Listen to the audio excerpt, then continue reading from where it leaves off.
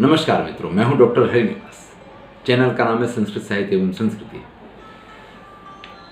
संस्कृत साहित्य की सेवा के लिए चैनल है, ये तो आप अब अच्छी तरीके से जानते हैं क्योंकि कई बार आप हमारे बहुत सारे वीडियो देख चुके हैं।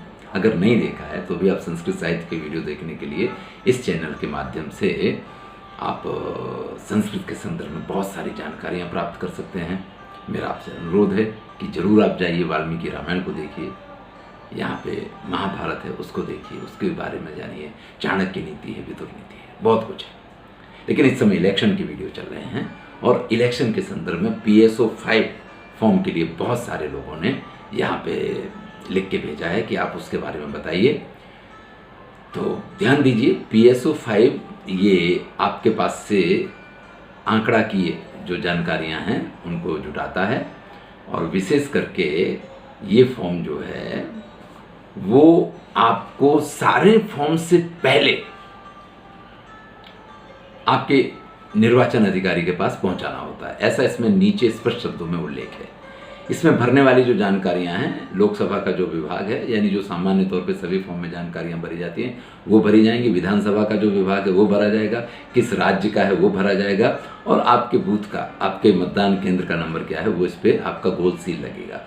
इसके बाद इसका जो पहले नंबर का कॉलम है उसमें आपको मतदान की तारीख लिखनी है, जिस दिन आपका इलेक्शन है वो तारीख यहाँ पे आपको लिखनी है। इसका जो कॉलम नंबर 2 है वो महत्वपूर्ण कॉलम जरूर है, लेकिन वो एक हिडन कॉलम है कि जिसकी जानकारी क्लियर तौर पे आपकी डायरी में है फिर भी आपसे मांगा गया है, यानी इसका आपको कोई औचित्य नहीं दिखाई देता है। मुझे तो कम से कम इसका कोई औचित्य नहीं दिखाई देता है, लेकिन ये औचित्य बन जाता है जब हम तीसरे कॉलम की जानकारियाँ भरने जाएंगे। समझ लीजिए आप कि दूसरे नंबर का जो कॉलम है इसमें कुल कितने पुरुष और कितने स्त्री और कितने अन्य लोगों ने मतदान किया उसकी डिटेल्स आपको लिखनी है।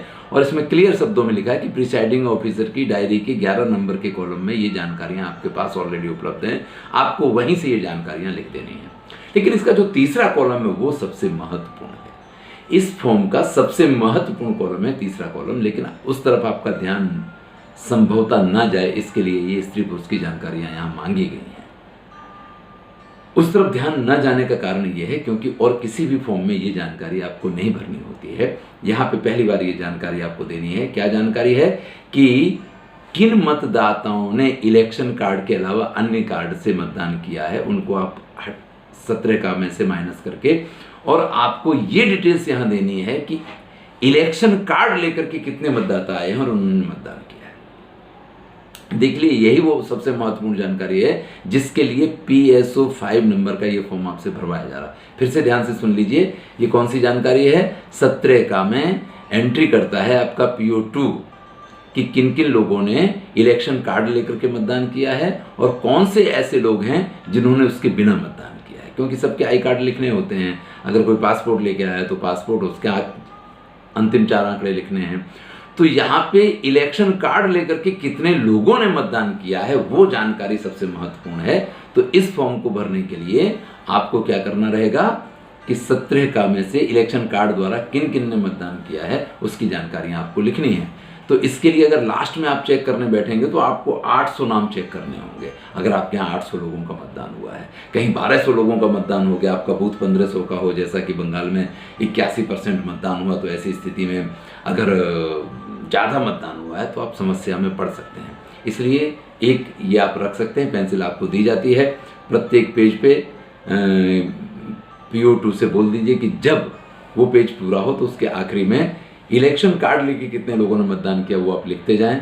तो लास्ट में जाकर के जितने पेज भरेंगे उनमें से खाली आपको आखिरी आंकड़े लेने होंगे और वो जानकारी यहाँ पे परफेक्ट होनी चाहिए। आपके 17 का से कभी भी इसका मिलान हो तो ये चीज़ वहाँ पे जवाब मिलना चाहिए, और यही सबसे महत्वपूर्ण जानकारी है जिसके लिए फॉर्म आपसे फिलअप करवाया जा रहा है। चौथा नंबर का कॉलम है जो टेंडर मत को बताता है कि अगर आपके यहाँ टेंडर मतदान हुआ है, टेंडर मतदान का मतलब है ऐसा मत कि आपका PO1 आई कार्ड देख करके और आपकी बुकलेट में, आपकी मतदार यादी में जिस मतदाता का फोटो है इन दोनों को मैच ही ना कर पाए और किसी और के में उसने लकीर कर दी हो, फिर ओरिजिनल मतदाता जब मत देने आता है और उसको बैलेट पेपर के द्वारा मतदान करना होता है, उसको टेंडर मत कहा जाता है।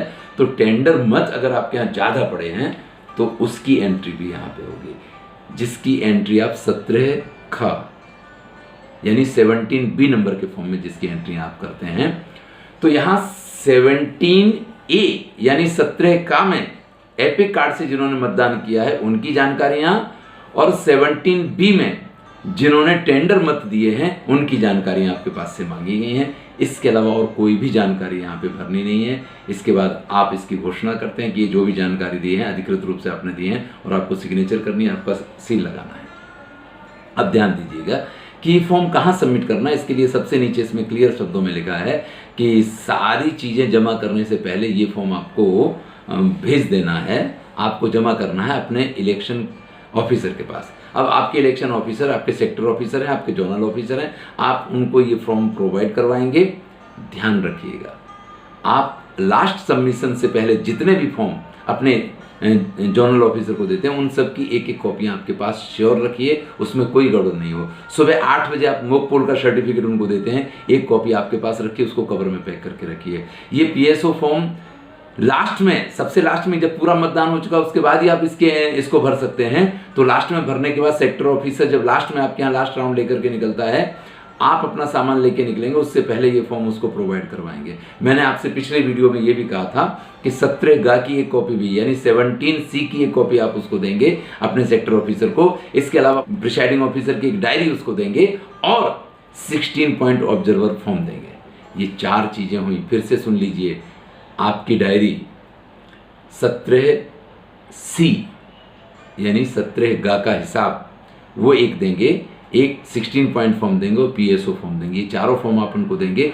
लेकिन ध्यान रखिएगा, ये चारों फॉर्म आप खोले उनको दे देते हैं, लेकिन इन चारों को कवर में पैक करके आपको अपने पास संभाल के रखना है, क्योंकि जिस काउंटर पे आप CU व्यू वीवीपैट अपना जमा करवाएंगे, उसी काउंटर पे जो 4 कवर हैं उन 4 कवर में डायरी वाला कवर आपसे मांगा जाएगा, सील बंद।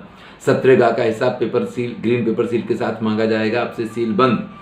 इसके अलावा जो विजिट फॉर्म है, जो विजिटर्स आके उसमें एंट्री करते हैं वो, और चेक लिस्ट, प्रिसाइडिंग ऑफिसर की चेक लिस्ट, ये भी आपको सबमिट करनी होती है। और ये दोनों चीज़ एक ही कवर में रखी जाती हैं। और प्रिसाइडिंग ऑफिसर ने मतदान शुरू होने से पहले, मतदान खत्म होने के बाद और मशीन सील करने के बाद जो इकरार किए होते हैं उसका भी कवर आपको इसी टेबल पे रखना होता है। अब इस एंट्री में कहीं नहीं लिखा होगा कि पीएसओ फॉर्म आपको यहाँ देना है। इस एंट्री में कहीं नहीं लिखा होगा कि मॉक पोल का कवर आपको यहाँ देना है। इस एंट्री में कहीं नहीं लिखा होगा कि यहाँ पे आपको 16 पॉइंट ऑब्जर्वर फॉर्म देना है।